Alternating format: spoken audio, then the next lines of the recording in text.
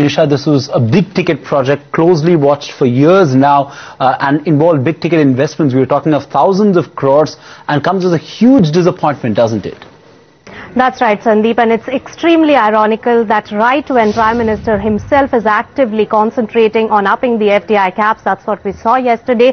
Right after that, we see the world's largest steelmaker, ArcelorMittal, really deciding to pulling out of one of his projects that he had envisaged earlier. And this also comes at the time when POSCO has said that they are not going ahead with the Karnataka project. Both put together, it is a body blow not just for the steel industry but for India on the whole. It is a big loss because over $10 billion of foreign inflows would have come through these particular projects. But where is the problem? Both the companies have stated that they are pulling out because they didn't see much of a headway in their projects there. They found there was difficulty in getting land, for getting the raw material that was assured to them, and in any other clearances. So there was a real indifference as far as the execution is concerned, and that's the problem that has been cited by both these companies, which were ready to spend thousands of crores in India for these big steel projects. So while the government is looking at an FDI cap, hiking norms are put in place and policy decisions are being taken, execution is really lacking.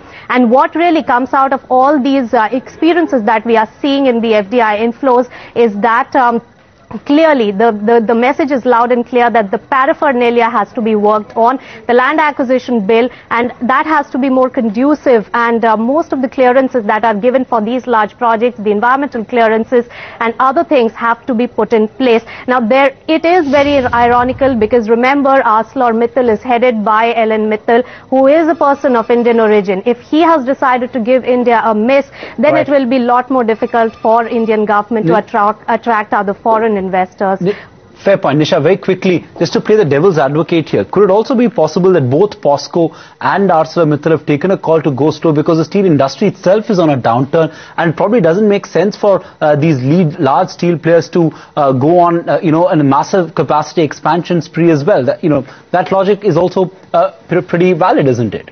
That's right, and it only adds to the trouble. But if the Indian setup was far better, then my analysis is that obviously these steel projects would have been up and running by now, because this project that we are talking about in Odisha, which ArcelorMittal has decided to scrap, was envisaged and the MOU was signed in December 2006. Had the clearances been in place and have they gone ahead, they would have probably taken advantage of the steel boom and would have made profits in Indian markets, and there would have been a point of no return from the Indian market. Since that has not been done and they haven't taken the project off the ground, therefore they can take a U-turn. So that's the big miss that India has had as far as these foreign inflows are concerned, Sandeep.